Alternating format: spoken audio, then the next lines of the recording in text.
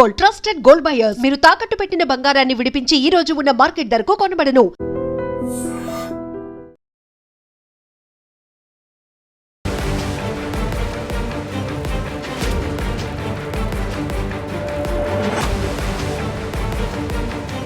నమస్కారం, welcome to I dream. నేను మీ సంగీత.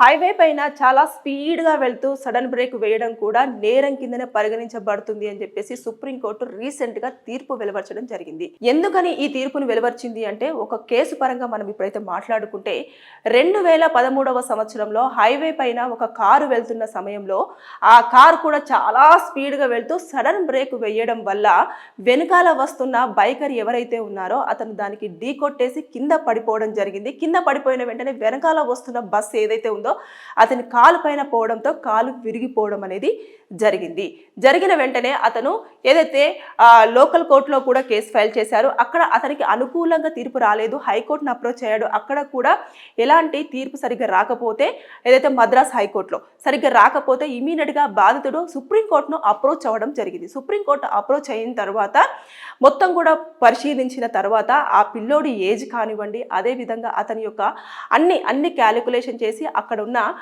ఇదంతా కూడా చూసిన తర్వాత హైవే మీద బ్రేక్ వేయడం వల్లనే ఇలాంటి దారుణం జరిగింది కాబట్టి ఖచ్చితంగా ఆ బాధితుడికి నష్టపరిహారం చెల్లించాలి అంటూ ఎవరైతే కార్ డ్రైవరు అదేవిధంగా బస్ డ్రైవర్ ఉన్నారో వాళ్ళిద్దరూ కూడా కలిపి 91,39,000 రూపాయలను కూడా ఆ బాధితునికి నష్టపరిహారం కింద చెల్లించాలని చెప్పేసి సుప్రీంకోర్టు తీర్పు ఇవ్వడం జరిగింది.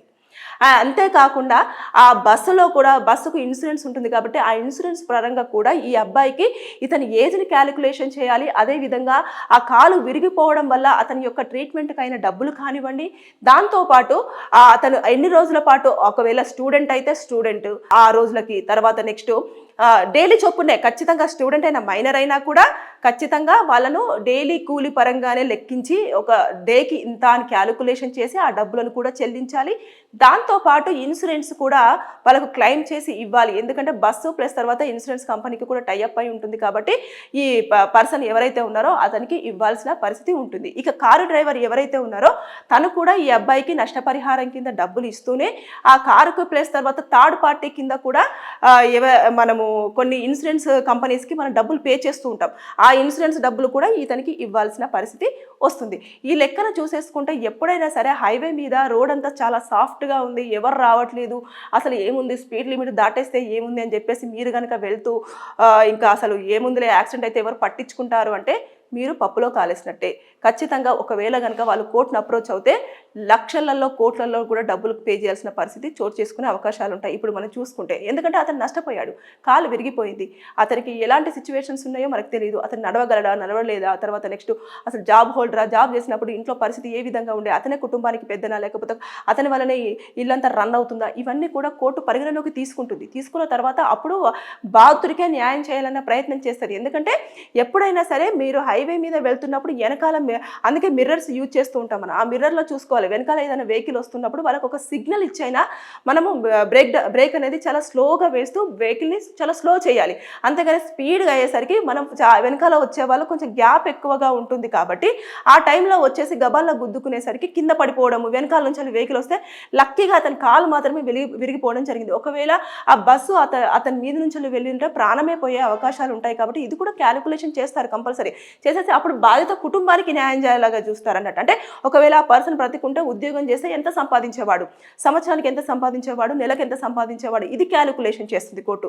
చేసిన తర్వాత దాన్ని నష్టపరిహారం కింద ఆ బాధిత కుటుంబానికి ఇచ్చే ఆలోచనగా తీర్పు అనేది వెలువరచడం జరుగుతుంది. ఇక్కడ బాధితుడు బ్రతికే ఉన్నాడు, కానీ అతను ఒక బాడీలో ఉన్న ఒక పార్ట్ని, అంటే ఏదైతే కాళ్ళు పోగొట్టుకోవడం జరిగింది కాబట్టి దాని కింద అతనికి 91,39,000 రూపాయల నష్టపరిహారంని డిసైడ్ చేస్తూ ఆ ఇద్దరు కూడా, ఎవరైతే ఆ డ్రైవర్, బస్ డ్రైవర్ కానివ్వండి, అదేవిధంగా కారు నడిపిన ఓనరో డ్రైవరో, వాళ్ళిద్దరూ ఖచ్చితంగా అతనికి చెల్లించాలి వితిన్ 2 monthsలో అని చెప్పేసి చాలా క్లియర్గా స్పష్టంగా చెప్పడం జరిగింది. కాబట్టి ఇక మీదట హైవే మీద వెళ్ళేటప్పుడు కూడా మీరు జాగ్రత్తలు పాటించకపోతే అనవసరంగా కేసులలో ఇరుకొని ఫైన్లు కట్టే అవకాశం ఉంటుంది. సో తస్మత్ జాగ్రత్త, be careful. Thank you. And for more videos, please subscribe to iDream. Please subscribe to iDream. Please subscribe iDream. And please subscribe to iDream.